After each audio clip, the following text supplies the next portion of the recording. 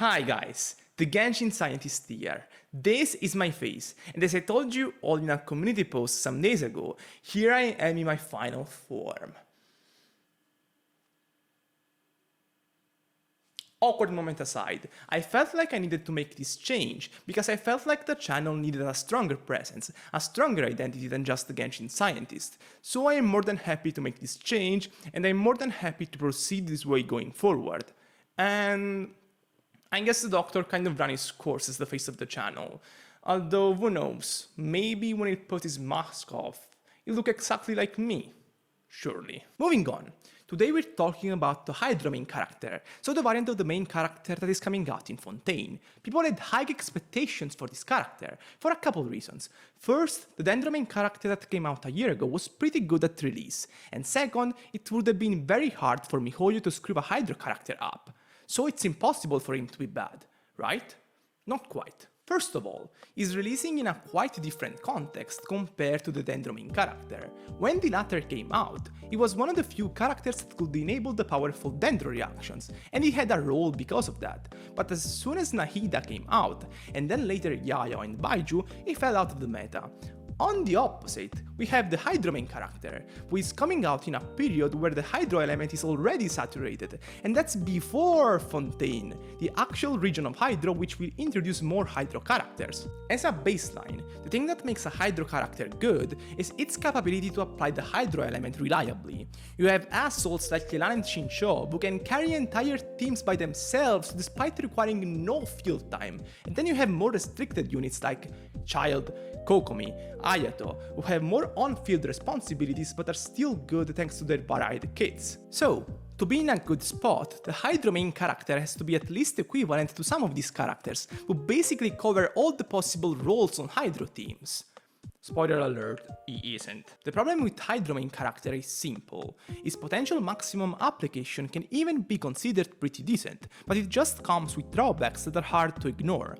First and foremost is elemental skill. I'd aggregate constellation analysis to his main kit analysis, since they're free and it pretty much depends on them as well.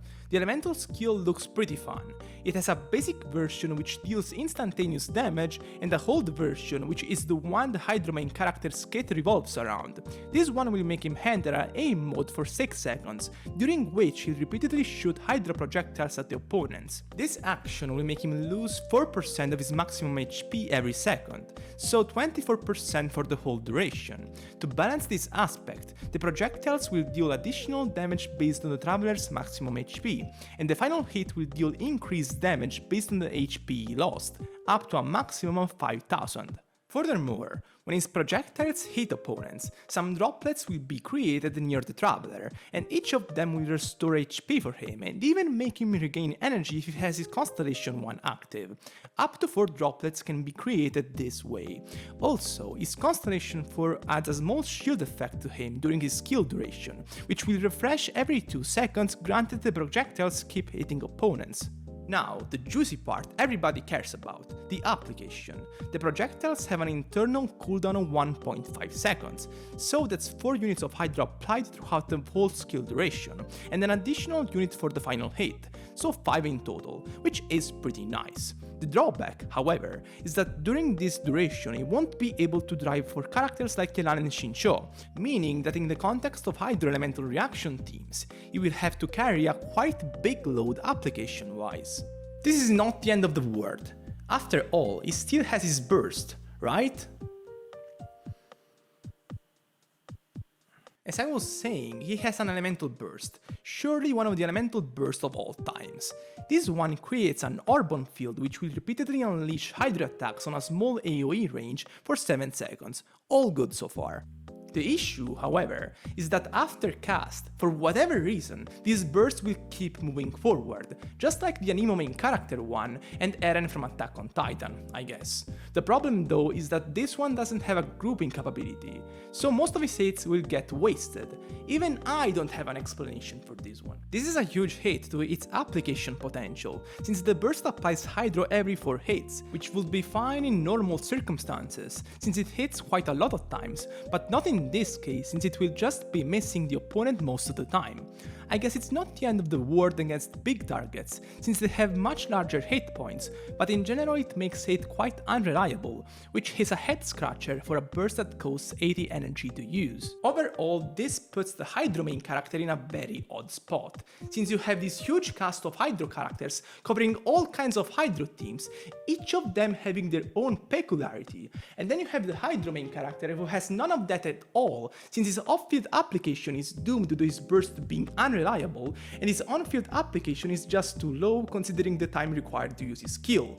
So it's just a mess overall. Team-wise, this basically excludes him from Vaporized's teams altogether. There is some opportunity on Hyperbloom teams for him, since heck, even I could function as the 4th unit on Hyperbloom teams, but even then, it makes it extra hard, since he can't drive Iran or Shincho, meaning he can only be paired with the likes of Kokomi or Barbara. This makes the team DPS fall to levels I'd honestly never think I'd see for a Hyperbloom team. Unironically, if you ran one between Yelan and Shincho in a 3 characters Hyperbloom lineup, you'd have much better results. His damage potential is also not the greatest, partially because I'm assuming only a bit less than half of his elemental burst hits will actually connect, and partially because he's just not that strong for a character that requires field time to deal a good chunk of its damage. Still, speaking to all the crazy people who are seriously thinking of using him as a main damage dealer, yeah, I'm speaking to all 2 of you guys. I spent a good hour of my time analyzing how to optimize his damage, just for you guys.